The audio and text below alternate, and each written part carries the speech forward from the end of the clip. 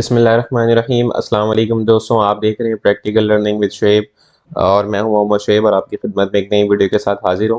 इस वीडियो में हम बात करेंगे इनकम टैक्स रिटर्न्स की, जो कि एक बिजनेस पर्सन के लिए है। जैसे कि लास्ट वीडियो में हमने बात की थी कि हम एक सैलरीड पर्सन के रिटर्न को कैसे फाइल करते हैं, उसका लिंक मैं आपको डिस्क्रिप्शन में भी दे दूंगा, आप उसे देख सकते हैं। और अगर आप एक सैलरीड पर्सन है तो उस वीडियो को देख के आप बहुत आसानी से अपने रिटर्न्स को फाइल कर सकते हैं। मजीद ये कि इस वीडियो में हम बात करेंगे अब इनकम टैक्स रिटर्न्स की, जो कि एक बिजनेस पर्सन के लिए, जो कि एक ट्रेडर हो सकता है और एक रिटेलर, अगर एक शॉपकीपर है तो वो अपने रिटर्न्स को कैसे फाइल कर सकते हैं। इस वीडियो में हम इस चीज़ को देखेंगे। तो चलते हैं वीडियो की तरफ। उससे पहले अगर आपने चैनल को सब्सक्राइब नहीं किया है तो चैनल को सब्सक्राइब करें और साथ बेल आइकन को भी प्रेस कर दें। तो दोस्तों, अगर आप एक बिजनेस पर्सन हैं और आपकी कोई शॉप है या अगर आप कोई ट्रेडर हैं तो आपके पास कुछ डॉक्यूमेंट्स होना ज़रूरी हैं और कुछ चीज़ें होना ज़रूरी हैं ताकि आप अपने रिटर्न्स को सही फाइल कर सकें। जैसे कि हमने सीखा था कि सैलरीड पर्सन जब एक रिटर्न फाइल करने जाता है तो उसके लिए भी कुछ डॉक्यूमेंट्स का उसके पास होना ज़रूरी है। इसी तरह एक बिजनेस पर्सन के लिए भी कुछ डिटेल्स, जो कि बेसिक डिटेल्स हैं, उसका होना ज़रूरी है, जिनमें से सबसे पहले उसकी टोटल सेल अमाउंट, यानी कि अगर उसने 2022 में जुलाई 2021 से लेकर जून 2030 तक जो भी उसने सेल की है, उसकी अमाउंट या उसका लेजर या उसकी जो एंट्रीज प्रॉपर उसके पास होनी चाहिए। इसी तरह इस ड्यूरेशन में जो उसने परचेज किया है उसकी डिटेल उसके पास होनी चाहिए। अगर वो रजिस्टर्ड मेंटेन करता है, बुक्स मेंटेन करता है तो बहुत अच्छी बात है, अदरवाइज एटलीस्ट उसके पास ये अमाउंट और फिगर्स जो है वो होनी चाहिए। इसके अलावा टैक्स डिडक्शन सर्टिफिकेट भी उसके पास होनी चाहिए, यानी कि ड्यूरिंग द पीरियड अगर किसी कस्टमर ने उसका कोई टैक्स काटा है और एफबीआर को जमा कराया है तो उसका सर्टिफिकेट जो है वो अपने कस्टमर से मांग सकता है। इसके अलावा वेल्थ और एसेट्स, यानी कि कोई भी अगर इंक्रीज या डिक्रीज वेल्थ में उसकी प्रॉपर्टीज़ में हुई है तो उसकी डिटेल उसके पास होना ज़रूरी है। इसके अलावा बिजनेस प्रेमिसेस की और पर्सनल जो है वो यूटिलिटीज़, गैस, इलेक्ट्रिसिटी वगैरह के बिल जो है उसके पास होना ज़रूरी है। एटलीस्ट उसकी इंफॉर्मेशन, उसका डेटा उसके पास होना ज़रूरी है। इसके अलावा पर्सनल बैंक के बैलेंसेस 30 जून 2022 के, और इसके अलावा बिजनेस का अगर कोई वो बैंक अकाउंट रन करता है तो उसके बैलेंसेस भी होना ज़रूरी है। तो चल रिटर्न को फाइल करना सीखते हैं और चलते हैं आयरिस की तरफ। जैसे ही आप लॉगिन होंगे, एक चीज़ आपने लाजमी करना है कि आपने सबसे पहले मालूमात की वेबसाइट को खोलना है और इसमें भी सेम आईडी और पासवर्ड डाल के आपने लॉगिन होना है। जो आयरिस का पासवर्ड होता है दोस्तों, वही आपकी मालूमात का भी जो है वो पासवर्ड होता है। इसमें आपने देखना ये है कि आपकी विथहोल्डिंग जो ड्यूरिंग द पीरियड अगर कोई कट चुकी है तो उसकी डिटेल आपको यहाँ से मिल जाएगी। जो भी ड्यूरिंग द ईयर अगर किसी कस्टमर ने आपका कोई टैक्स काटा है या अगर किसी बैंक ने कैश के ऊपर विथहोल्डिंग की है तो वो सारी डिटेल आप यहाँ से क्रॉस चेक कर सकते हैं। ये बहुत ज़रूरी है दोस्तों। एक आपने डेटा यहाँ से लेना है रिटर्न फाइल करने से पहले, और एक डेटा आपने आईरिस के अंदर, एमआईएस के अंदर आके इंफॉर्मेशन सेंटर से लेना। आईरिस के अंदर हम लॉगिन होंगे। लॉगिन होने के बाद हमने जाना है एमआईएस के अंदर, और एमआईएस के अंदर हमें आना है इंफॉर्मेशन सेंटर में। इंफॉर्मेशन सेंटर के अंदर हम जैसे ही आएंगे, यहाँ पे हमने आना है पेमेंट डिटेल में। पेमेंट डिटेल में आने के बाद आप अगर यहाँ पे सिंपली सर्च के बटन पे क्लिक करते हैं तो आप देखिए सारी जो टैक्सेस कटे हुए हैं पिछले तमाम सालों के भी वो आपके सामने आ जाएंगे। लेकिन आपने करना ये कि आपने यहाँ पे 2022 लिखना है और उसके बाद आपने सर्च का बटन दबाना है। इससे होगा ये कि साल 2022 के अंदर जो भी आपके टैक्सेस कटे हैं वो टैक्स सिर्फ यहाँ पे शो करेगा, क्योंकि अगर इस टैक्स को आपने 2022 में क्लेम नहीं किया तो इसके बाद वाले साल में, यानी कि 2023 के अंदर, आप इसको क्लेम नहीं कर सकते। इसलिए आपने यहाँ पे फिल्टर के अंदर टैक्स ईयर में 2022 लिखना है और उसके बाद आपने सर्च का बटन दबाना है। जैसे ही आप सर्च का बटन दबाएंगे उसके बाद आपके सामने ये चीज़ें आ जाएंगी कि कौन से सेक्शन के तहत आपका किसने टैक्स काटा है और कितना अमाउंट है। उसकी अमाउंट यहाँ से आप देख सकते हैं कि 13,006 रुपये जो टोटल जो है वो टैक्स कटा है। अगर आप चाहें तो इस शीट को आप यहाँ से डाउनलोड भी कर सकते हैं। आप देख सकते हैं मैंने पहले से इसको डाउनलोड करके रखा है, मैं आपको दिखा देता हूँ।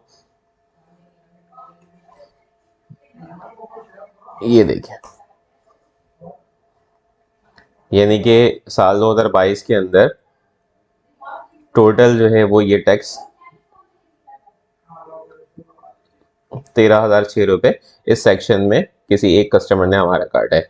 तो अब हमने करना ये है कि ये टैक्स डिडक्शन सर्टिफिकेट इसका कस्टमर से ले लेना है। जैसे कि यहाँ पे मैंने आपको बताया कि टैक्स डिडक्शन सर्टिफिकेट अगर किसी आपके कस्टमर ने टैक्स काटा है तो उसके सर्टिफिकेट आप उससे मांग लें, और उसके बाद यहाँ से मालूमात के अंदर से और यहाँ से आपने क्रॉस चेक लाजमी करना है।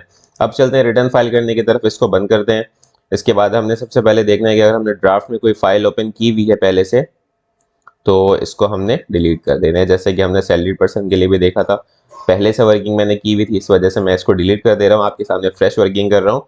और सबसे पहले मैंने आपको एक चीज़ बताई थी कि आपने एक एक्सेल की शीट बनानी है जिसे हम कहेंगे कंट्रोल शीट, ताकि हमने पहले वर्किंग कर लेनी है पूरे रिटर्न्स की और चेक कर लेना है कि सारी चीज़ें ठीक हैं। उसके बाद हमने रिटर्न में आके वन बाय वन हर एक कॉलम में उस फिगर्स को डालना है। तो आपने हमने आना है डिक्लेरेशन के टैब में, डिक्लेरेशन के टैब में आके आपने लेना है नॉर्मल रिटर्न वाला फॉर्म।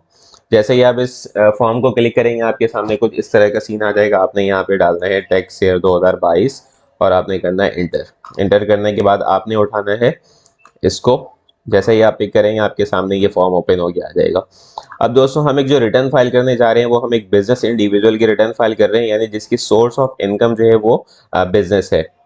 ठीक है दोस्तों, सैलरी का यहाँ पे कोई ताल्लुक नहीं है क्योंकि इसकी सैलरी से कोई भी इनकम नहीं हो रही। हमने यहाँ पे बिजनेस के टैब में आना है और बिजनेस के टैब में आके हमने लिखना है मैन्युफैक्चरिंग ट्रेडिंग आइटम। यहाँ पे दोस्तों आप देख सकते हैं कि बहुत सारी फील्ड्स हैं, तो इसके लिए हमने पहले से वर्किंग की हुई है। जैसा कि मैंने आपको बताया था कि ये एक्सेल वाली शीट मैंने आपके साथ शेयर की थी, इसको कर देते हैं बंद क्योंकि इसका भी कोई काम नहीं है। इसके अंदर हमने दोस्तों यहाँ पे हमने सबसे पहले डालना होता है अपना profit and loss account. Profit and loss account हमने यहाँ पे डालना है, उसके लिए हमारे पास होना चाहिए सेल। जैसा कि मैंने आपको बताया था कि हमारे पास सेल होनी चाहिए और परचेज की अमाउंट होनी चाहिए। तो यहाँ पे ये प्रॉफिट एंड लॉस के अंदर काम आएगा। तो यहाँ पे हमने पहले से इसकी वर्किंग की हुई है। यहाँ पे एक्सेल की शीट के ऊपर आप देख सकते हैं ये क्लाइंट है मेरे, इनका रियल अकाउंट है और रियल रिटर्न मैं फाइल कर रहा हूँ, कोई डमी फिगर्स नहीं है, ये एक्चुअल फिगर्स हैं ताकि आप इसको सीख भी सकें। ठीक है दोस्तों, तो यहाँ पे हमने देखा कि इस इनकी ये सारी डिटेल मौजूद है, सेल क्या है, इनकी परचेज क्या है, क्लोजिंग स्टॉक क्या है इनके पास, और एक प्रॉफिट एंड लॉस जो है वो पीएनएल पूरा हमने यहाँ पे बना लिया। ठीक है, अब यहाँ पे हम वन बाय वन दोस्तों रिटर्न फाइल करते हैं और सीखते हैं कि कैसे इसको फाइल करते हैं। आपने आना है मैन्युफैक्चरिंग के टैब के अंदर और यहाँ पे आपने डालना है gross revenue excluding sales tax. Revenue से हमारा जो आपकी टोटल सेल है। अच्छा दोस्तों, आपके पास जो भी ड्यूरिंग द ईयर के सेल और परचेज की बिल हो, इनवॉइसेस हो, उसको आपने संभाल के रखना है ताकि कल को एफबीआर आपको नोटिस दे और कोई क्वायरी करे तो आप उसके जवाब में उसका एविडेंस जमा करा सकें। तो अब रिटर्न फाइल करने शुरू करते हैं और यहाँ से वन बाय वन चीज़ों को डालते हैं। सबसे पहले यहाँ पे देखते हैं, हमें इसने बोला है कि ग्रॉस रेवेन्यू यानी कि एक्सक्लूडिंग सेल्स टैक्स और फेडरल एक्साइज ड्यूटी, आपके पास जो रेवेन्यू है। और दोस्तों ये हम रिटर्न फाइल कर रहे हैं उस बिजनेस इंडिविजुअल की जो सेल्स टैक्स में रजिस्टर्ड नहीं है। अगर सेल्स टैक्स में रजिस्टर्ड होता तो उसकी हम वर्किंग अलग से देखेंगे। अभी फिलहाल हम एक नॉर्मल शॉपकीपर या एक ट्रेडर की रिटर्न्स को फाइल कर रहे हैं। तो हम यहाँ पे सबसे पहले अपनी सेल डाल देते हैं, यहाँ से हमने कॉपी किया और यहाँ पे हमने कर दिया पेस्ट। दोस्तों याद रहे कि हर स्टेप के बाद हमने कैलकुलेट का बटन दबाना है। उसके बाद हम यहाँ पर आए, हमने ओपनिंग स्टॉक लिया, ओपनिंग स्टॉक के बाद हमने नेट परचेज लिया और हमने नेट परचेज यहाँ पे पेस्ट कर दिया। इसके बाद हमने क्लोजिंग स्टॉक लिया। वन बाय वन ये 200 सारी चीज़ें हमने फाइल करनी है। उसके बाद हमने कैलकुलेट का बटन दबाया तो यहाँ पे इसने बता दिया कि आपका ग्रॉस प्रॉफिट जो है वो 10,64,560 है। आपने इसको रिकंजाइल भी करते जाना है। ठीक है दोस्तों, ये आप शीट देख सकते हैं, ये कंट्रोल शीट है। मैंने आपको सैलरी जो पर्सन की रिटर्न फाइल की थी उसके अंदर भी आपको मैंने बताया था कि आपने पहले कंट्रोल शीट बनानी है, उसकी बेस के ऊपर आपने रिटर्न फाइल करना है। ठीक है दोस्तों, अब यहाँ पे ग्रॉस प्रॉफिट, यहाँ पे ग्रॉस प्रॉफिट आ गया है। अब इसके बाद हम आएंगे मैनेजमेंट एंड एडमिनिस्ट्रेटिव एक्सपेंसेस के ऊपर। यहाँ पे बहुत सारी चीज़ें दोस्तों दी हुई, रेंट है, रेट्स, टैक्सेस, सेज है, सैलरीज की अमाउंट है, इलेक्ट्रिसिटी है, कम्युनिकेशन है। जो जो चीज़ें आपसे रेलेवेंट है आपने उसका डेटा डालना है और जो आपसे रेलेवेंट नहीं है उसको आपने छोड़ देना है। उसके बाद हम यहाँ पे आ जाएंगे नेक्स्ट एडमिनिस्ट्रेटिव एक्सपेंसेस के ऊपर। ठीक है दोस्तों, यहाँ पे हमने देखा अगर आपने कोई रेंट जगह पे अगर आपकी शॉप अपनी है लेकिन आपने कोई गोदाम जगह पे लिया हुआ है तो उसका अगर आप कोई रेंट देते हो तो आप ले लेंगे, आपके पास नहीं है तो आप इसको छोड़ दें। सैलरी एक्सपेंस, सैलरीज एक्सपेंस आपने यहाँ पे पेस्ट किया। इसके बाद आप आ गए ट्रैवलिंग, ट्रैवलिंग के अंदर आपने यहाँ पे पेस्ट किया। इसके बाद आप आ गए इलेक्ट्रिसिटी, जो शॉप के ऊपर आपका मीटर लगा हुआ है उसके जो एक्सपेंसेस हैं उसके पास आप आ गए। उसके बाद कम्युनिकेशन के अंदर आप आ गए। वन बाय वन जो रेलेवेंट आपसे है उसको आपने यहाँ पे डाल देना है। कोई रिपेयर मेंटेनेंस की मद में आपने को शॉप पे कोई कलर कराया, कोई स्टेशनरी वगैरह, जो जो आपसे रेलेवेंट हो वो आपने डालना है, जो आपसे रेलेवेंट नहीं हो उसको आपने छोड़ देना है। इसी तरफ अगर प्रोफेशनल कोई चार्जेस हैं, आपने कोई प्रोफेशनल चार्जेस दिए यानी कि रिटर्न फाइल करवाने की कोई फीस अगर किसी लॉयर को दिए, ये आपने डाला, तमाम हमने कैलकुलेट किया। तो यहाँ पे आप देख सकते हैं कि 6,31,240 रुपये का अकाउंटिंग प्रॉफिट आ गया। ठीक है दोस्तों, उसके बाद हम आएंगे बैलेंस शीट के ऊपर। एक छोटी सी आपने अपने बिजनेस की बैलेंस शीट भी बना लेनी है। जैसे कि आप ये देख सकते हैं कि ओपनिंग कैपिटल ये था, प्रॉफिट अभी ये ऐड हुआ, टोटल कैपिटल ये हो गया, और हाउस होल्ड एक्सपेंडिचर जो कि यहाँ पे हमने एनेक्सर डी के अंदर बना के रखा है, जिसको हम अभी रिटर्न फाइल करते हैं। तो मजीद आगे चलते हैं तो आप देख सकते हैं। इसके बाद आपने आना है कंप्यूटेशन के ऊपर, और आपको देख लेना है कि आपका टैक्स जो है वो कितना बना है। यहाँ पे आप देख सकते हैं कि ये आपका टैक्सेबल इनकम बनी है, जिसके ऊपर 13,124 रुपये टैक्स बना है। ठीक है, ये कैसे कैलकुलेट हुआ ये भी मैं आपको दिखा दूं। यहाँ पे मैंने बिजनेस इंडिविजुअल का टैक्स कैलकुलेटर जो है वो मैंने रखा हुआ है। 6,31,240 रुपये टोटल प्रॉफिट हुआ, जिसको मैंने मंथ पे डिवाइड करके यहाँ पे डाला। तो आप यहाँ पे इसमें प्रॉफिट कैलकुलेट करके बता दिया कि 13,124 रुपये टोटल टैक्स बना है। यहाँ पे आप अपने बिजनेस की कुछ भी देख सकते हैं कि अगर फॉर एग्जांपल आपने 1 लाख रुपए माहाना कमाया, 12 लाख रुपए सालाना आपने कमाए, कि अगर आपने यहाँ पे 95,000 रुपीज़ पर मंथ कमाया तो 64,000 रुपये टोटल आपके ऊपर टैक्स बनेगा 2022 के स्लैब के मुताबिक।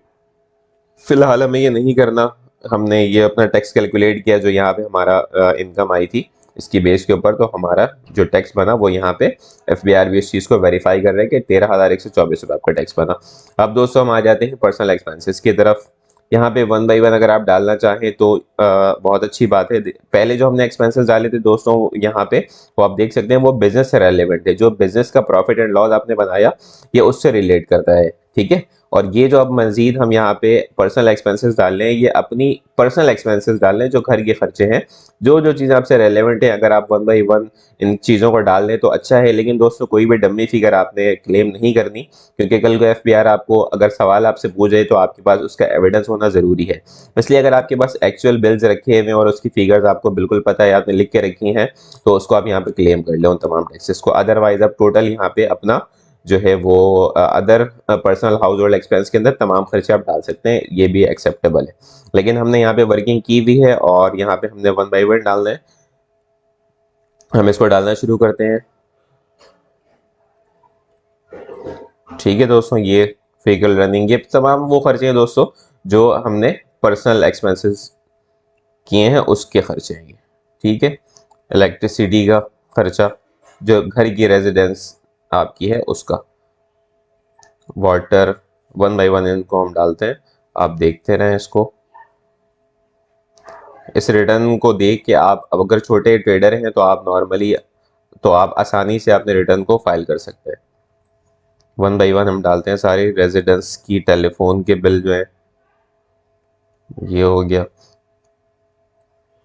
इसके अलावा कोई मेडिकल का खर्चा आपने किया है तो वो यहाँ डाल दें। ठीक है दोस्तों, इसके अलावा कुछ फीस आपने दी है तो वो यहाँ पे एजुकेशनल के टैब के अंदर आप ऐड कर सकते हैं। यहाँ पे मैंने 2 चिल्ड्रन क्यों लिखे इसकी वजह मैं आपको आगे चल के बताता हूँ। फंक्शन, कोई गैदरिंग, कोई आपका कोई एक्सपेंसेस हुआ तो वो आप डाल दे करके, कोई छोटा मोटा फंक्शन आपने किया हो। बाकी अगर कोई आपको खर्चे याद नहीं है तो वो आप अदर हाउस होल्ड एक्सपेंडिचर के अंदर डाल सकते हैं। इसके बाद आपने कैलकुलेट करना है और यहाँ से क्रॉस चेक कर लेना है कि 4,99,530 रुपये आ रहे हैं, बिल्कुल ऐसे ही हो रहा है। अब आपने आना है अपनी पर्सनल एसेट्स एंड लायबिलिटीज़ के अंदर, जो कि वेल्थ स्टेटमेंट होती है, जैसे कि मैंने आपको सैलरी रिटर्न के अंदर भी बताया था। यहाँ पे भी हमने इसकी डिटेल बना के रखी हुई है। 1 बाई 1 इसको हम डालना शुरू करते हैं। पिछला जो आपकी वेल्थ होगी उसको ये खुद उठा लेगा। ठीक है दोस्तों, आप यहाँ पे देख सकते हैं कि 2 प्लॉट डिक्लेयर किया हुआ है, जो जिसकी वैल्यू एज इट इज़ उठा ली। इसकी वैल्यू चेंज नहीं होगी दोस्तों। इसकी वैल्यू चेंज कब होगी मैंने आपको सैलरी रिटर्न के अंदर भी बताया था कि अगर इस प्लॉट के अंदर या घर के अंदर आप कोई कंस्ट्रक्शन करते हैं तो उसकी वैल्यू ऐड हो जाएगी यहाँ पे। फॉर एग्जाम्पल अगर ये 2,80,000 रुपये का है और आपने मजीद इसके अंदर 1 लाख रुपये खर्च कर दिए तो अब ये हो जाएगा 3,80,000 रुपये। लेकिन यहाँ पे कोई चेंजेस नहीं हुई, ना आपने कोई सेल किया उसका कोई पार्ट जिसकी वजह से वैल्यू कम हो जाए, तो वैल्यू सेम रहेगी। ठीक है दोस्तों, इसके अलावा बाइक की भी कोई वैल्यू चेंज नहीं होगी, वो भी यहाँ पे सेम रहेगी। अब यहाँ पे बारी आ जाती है दोस्तों बिजनेस कैपिटल की। जो कि यहाँ पे 4,45,000 रुपये बन रहे हैं। इसके लिए मैंने आपको एक छोटी सी बैलेंस शीट बना के दिखाई है कि ये आपकी पुरानी ओपनिंग कैपिटल था, इसके अलावा आपने प्रॉफिट अभी कमाया और ये आपने पर्सनल एक्सपेंडिचर किए, ये वाला, ठीक है। तो यहाँ पे जो आपका क्लोजिंग कैपिटल आ रहा है वो आ रहा है, आप इस बैलेंस शीट में देख सकते हैं, 4,45,000 रुपये। इस फिगर को हमने यहाँ से उठाया और यहाँ पे पेस्ट कर दिया। ठीक है दोस्तों, बिजनेस कैपिटल सलाम ऑटोज, इसके बाद हमने कैलकुलेट किया। इसके बाद वही वन बाय वन मजीद जो सारे हमारे एसेट्स वगैरह हैं उसको हम डाल देंगे, जैसे कि हाउस होल्ड 15,000 रुपये और कैश इन हैंड 22,051 रुपये। तो यहाँ पे हम डाल देते हैं 15,000 रुपये ही डला हुआ है हाउस होल्ड, कैश की फिगर को यहाँ पे पेस्ट कर देना है। जैसे ही आप पेस्ट करेंगे उसके बाद आपने कैलकुलेट का बटन दबाना है। कैलकुलेट का बटन दबा के आपने क्रॉस चेक करना है कि आप की जो टोटल एसेट्स हैं वो कंट्रोल शीट के मुताबिक ये बने हैं 886692 एंड 886692। इसके बाद आपने आना है रिकंसिलेशन ऑफ नेट एसेट्स के अंदर। यहाँ पे आपने यहाँ पे करंट एसेट्स जो है वो खुद उठा लेगा और प्रीवियस भी खुद उठा लेगा और आपको डिफरेंस बता देगा। ठीक है दोस्तों, इसके बाद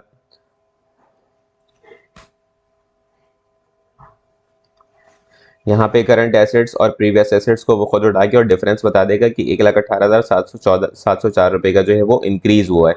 आप इस शीट से भी चेक कर सकते हैं, बिल्कुल ऐसे ही 1,18,704 रुपये का जो है वो इंक्रीज आपके वेल्थ में आया है। इसके बाद आपने आना है यहाँ पे इनफ्लोज के अंदर, आपके पास मजीद कुछ नहीं है। इनफ्लोज के अंदर यहाँ पे आपने लेना है नॉर्मल टैक्स के अंदर उस टैक्सेबल इनकम को जो कि आपने यहाँ पे डिक्लेयर की। यहाँ पे आप देख सकते हैं कि ये जो टैक्स है प्रॉफिट एंड लॉस से आपको आया, इसको आपने यहाँ पे पेस्ट करना है, यहाँ पे रिकंसिलेशन ऑफ एसेट्स के अंदर नॉर्मल टैक्स के टैब के अंदर। जैसे ही आप करेंगे इसको कैलकुलेट का बटन आपने दबाना है। उसके बाद देखना है 13,006 रुपये का डिफरेंस आ रहा है। मजीद आगे हम बढ़ते हैं और यहाँ पे हम 13,006 रुपये जो है वो यहाँ पे हम अदर्स के फील्ड के अंदर हम इसको पेस्ट कर देते हैं। ये 13,006 रुपये कौन से हैं दोस्तों? ये वो 13,006 रुपये हैं जो यहाँ पे मैं आपको दिखाता चलूँ कि जो एक अंडर सेक्शन 236 एक परचेजर ने हमसे रिटेल परचेजर ने हमारा टैक्स विथहेल्ड किया 13,006 रुपये, जो मैंने आपको MIS से चेक करके भी बताया था, जिसकी वर्किंग ये जो हमने डाउनलोड किया और यहाँ से हमने देखा कि एक सेक्शन के मुताबिक एक कस्टमर ने हमारा जो टैक्स है विथहेल्ड किया है। इसको हमने मालूमात के अंदर से भी वेरीफाई किया था। यहाँ से आप देख सकते हैं ये टोटल जो टैक्स है ये 4 टैक्स 2022 में कटे हुए हैं, ये हमने लाजमी यहाँ से मालूमात से इसका डेटा लेना है। ठीक है दोस्तों, ये क्रॉस चेक हो गया और रिकंसाइल हो गया। अब यहाँ पे आएंगे, सब कुछ हमने कर लिया, हमने प्रॉफिट एंड लॉस बना लिया, हमने बैलेंस शीट दे दिया यहाँ पे। ठीक है, अच्छा बैलेंस शीट के अंदर हमने यहाँ पे अभी तक बैलेंस शीट का डेटा नहीं डाला है जो कि ज़रूरी है डालना, वो हम बिल्कुल यहाँ पे डालेंगे जिसके लिए हमने बैलेंस शीट बनाया है।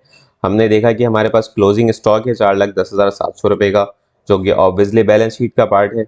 इसको हमने यहाँ पे ले लिया अपने अंदर स्टॉक्स के अंदर, यहाँ पे हमने आके इसको पेस्ट किया।